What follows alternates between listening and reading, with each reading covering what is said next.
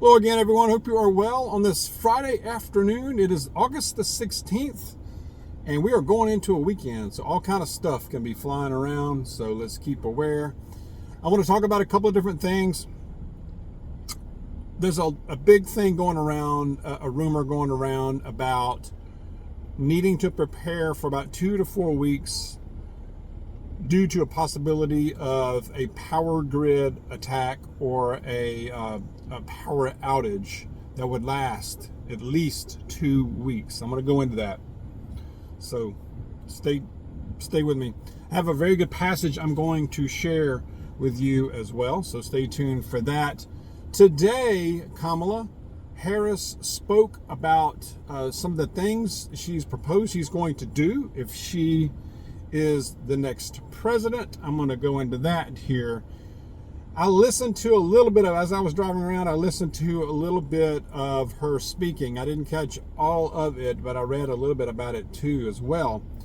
But it sounds like she was trying to say that she will tackle the high cost of living, basically.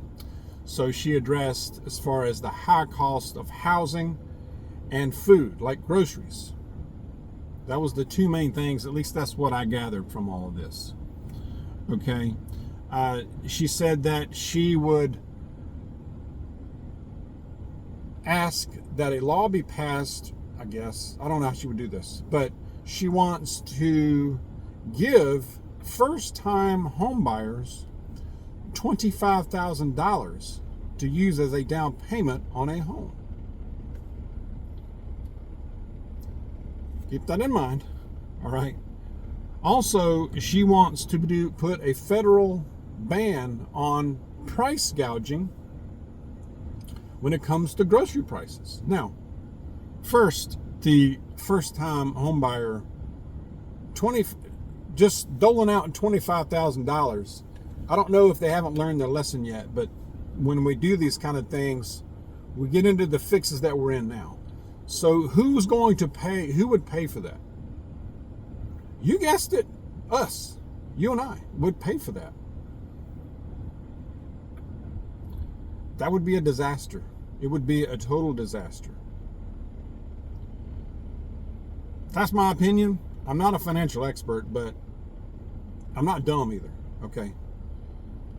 Anyway, that sounds good on the surface, what she's saying. So that's gonna make a lot of people clap and go, so that's the effect she's gonna have. Style, no substance, So the other thing, she did say also tax cuts to the middle class, but then she started talking about the child tax, earned income credit tax, and the more she talked, the more it sounded like just more handouts, not really helping the middle class. That would further, that and the first thing I talked about as far as the just giving out money would further sink the middle class. We're pretty much disappeared anyway. That would complete the job that Brandon has done as far as disappearing us, for sure, as far as for all intents and purposes.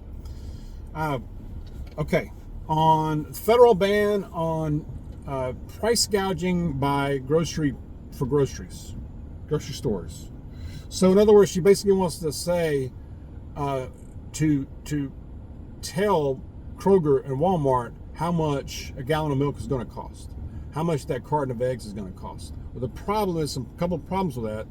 What I've been reading, and I'm not a financial expert, but I look into this. But from a lot of experts' opinion of this, what this would do, not only from the Communist Manifesto, but supply and demand would no longer determine prices and profit levels. So what would happen at best is this would lead to shortages, black markets, and hoarding. So it's a huge government power grab. You control the food. Guess what? You control the people. That's not good. That doesn't sound good. On the surface, before digging it out and thinking about it, it sounds awesome. Oh, yeah. Okay. At best, it would, at worst, it would also raise prices more than they are raising now. Think about that. Okay.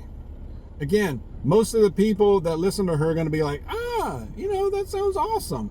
She's going to lower housing costs. She's going to lower the cost of food.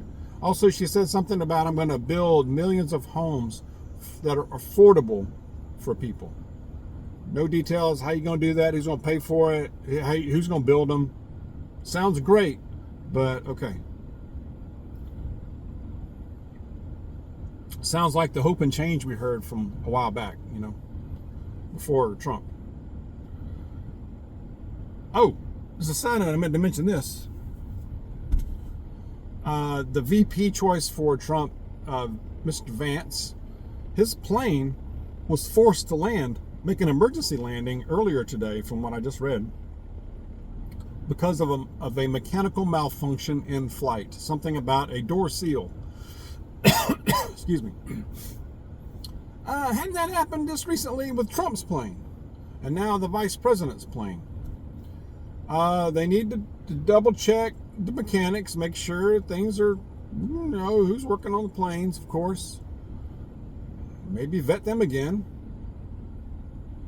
But that's a little odd. Now, it could be just that, a mechanical issue. But just not long ago, something similar happened with Trump's plane, and now Vance. I'm just saying, on a Friday, is it a coincidence? The older I get, the more I just don't believe in coincidences at all. Okay. Anyway, just had to put that out there. But anyway, so Kamala is saying she's going to lower the price on everything. Unless people don't think for themselves and do the research, they're going to just be enamored with all this stuff. Okay. Trump's got to answer back. Trump's got to come back on this stuff now. I don't know. I don't know what he's doing. But, that's, anyway, share your thoughts on that. Anyway, okay, so I've several people have shared an email with me about a rumor about I forget his name, a pastor who had a video, and he talked about how, and other people have been talking about this too. Some others have been talking about this. I want to get this out there in case you hadn't heard this. But supposedly somebody in the government, or used to be in the government, that also has the ability to monitor the dark web, is predicting that, as warning, as far as the next attack that would be the power grid. Didn't know specifics as far as part of the power grid, the whole power grid, or what it would be. But talking about a warning to prepare for at least 2 weeks without power. Now, supposedly this is the same person that accurately predicted or warned about the outage we all, or most of us, experienced, last month maybe? Not that long ago, recently, about the cloud strike outage that wreaked havoc as far as transportation and some other things as well, retail. But it absolutely hammered, I know, a lot of airports, especially Atlanta Hartsfield Airport, especially Delta Airlines and some other airlines. People were stuck in the airport for days. Days. This went on and on for a while. And it basically grounded a lot of airplanes and a lot of other stuff. Transportation, like I said, retail. So the same person is saying, we need to prepare. The next attack will be on the grid. Now, we don't know. We have no way of knowing this is absolutely going to happen, that this is 100% legit. We don't know for sure. We've been hearing warnings about the grid for years. However, I would just look at your preps as far as preparing for a lights out power grid situation, no electricity. Okay, think about this, y'all. 2 to 4 weeks. This prediction was like 2 to 3 weeks. I think that's what they said. But I would try to look at 4 weeks minimum. Are you prepared for a power out situation? Okay, think about things, your basics. water, non-perishable food preservation, security, self-defense, you know what I mean? Medical, not just like a Band-Aid, but like stuff like gauze, the tape, the medical, ointments, different kinds of Band-Aids, a full medical first aid kit as well. I know I had a cut not long ago from doing yard work, and it took some ointment. It took had to wash it out good. This Dawg was putting several different kinds of Band-Aids on it for a while, and we had to use like the gauze and the tape and all that kind of stuff. We had to use more than just a Band-Aid. So look at your first aid and make sure it's pretty comprehensive. Okay, please look at that and get these things for fairly reasonable, by today's standards at least. So look at your medical stuff, vitamins, your medications, fuel, propane, gas. If you can store some gasoline, that's great, safely. Propane, charcoal, oil. If you got a wood stove, that's great. Oil lamps. I know we have several oil lamps and a lot of oil. It's great to have those. We use them during power outages. But look at that, please. Batteries, your flashlights, batteries to go in them. A battery operated or solar powered radio. A radio that you can just pull. Maybe it's an old fashioned, you pull the antenna up on them. Or even a hand crank one. They make hand crank ones or battery operated, or that can run off either a battery or solar. Or just hand crank it, like I said. A way to keep up with what's going on outside. That would be good. Let's keep our vehicles full of gasoline. Okay. Your vehicle could be a temporary relief of some air conditioning. So if you've got some gasoline. Things like your common things, scissors. You have a backup pair, a manual can opener. Things to pass the time, Bible, books, things that don't require electricity, of course. Something simple like a board game, something like that. What do you got? Self-defense. You'd have to think about protection here, okay? Look at your property. Take a walk around, take a drive around. Do both around your property, even if it's an apartment. If you have property, land, home, look at it from the outside in. From an outsider's view, you don't want to be an easy target or an easy looking target. What can you do to look more like a harder target that's going to make somebody pass you up and go to the next? Okay, or go down the road somewhere. There's no way to have a castle to where nobody can penetrate it. It's impossible. But you can look like a tougher target. Okay. So think about those things. Share some of your tips. I'm just throwing out a few things here. Share what you've done or what you have planned to do. Okay. But think about, I would say minimum 4 weeks. Look at your water filtration. Are you prepared? That's the biggest thing. Your water, fresh water. Maybe a way to, if you got a camp stove or something, a way to heat something up. Something you could do indoors to not have to produce smoke and call some attention, call attention to yourself. Generators can be loud, so be careful with that, depending on where you live. All right. So just really think about all of that.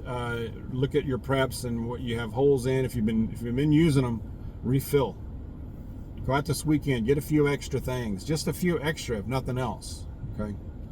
So really, let's just think about that. All right, I'm going to go to a passage. I was just trying to stress that so much. Okay. Just when it happens, I think it's not if, but when. Is it going to be between now, and by the way, they said, yeah, between August, this prediction was between August, which we're in, and basically the end of the year, or October, I think October, November. I think it's a matter of if. I think it's a matter of when, not if. Okay, we're going to John. I'm still in John. The book, it's been a long day. It's been a long week and a long day. Bear with me. The book of John, chapter, if I can get it together here, y'all. Chapter 20, verse 29 says, Jesus said to them, talking about, he's talking about the disciples, and he's talking to Thomas, doubting Thomas. Jesus said to him, because you have seen me, have you believed? Blessed are they who did not see me and yet believed. And this is where faith comes in, you guys. And we have evidence. We have a lot of evidence. We have the Bible. We have years and years of very well documented eyewitness testimony and evidence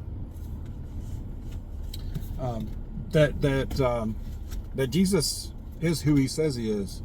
And if you think about it, I mean, the disciples, if he was a fraud, if he was not the real thing,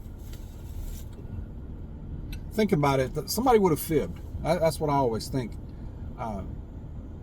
Why would these guys have suffered so much for believing in him and following him?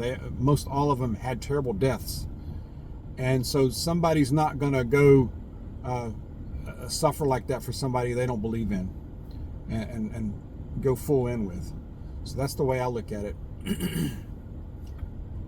He's either the biggest fraud in human history, or he is who he says he is, the Christ, our Savior. I believe he is who he says he is. It just takes a little bit of faith. That's all it takes. He is faithful to you. So let's keep the faith strong. Let's stay close to Jesus. Let's stay aware out there. Let's be careful. God bless you. I'll see you soon.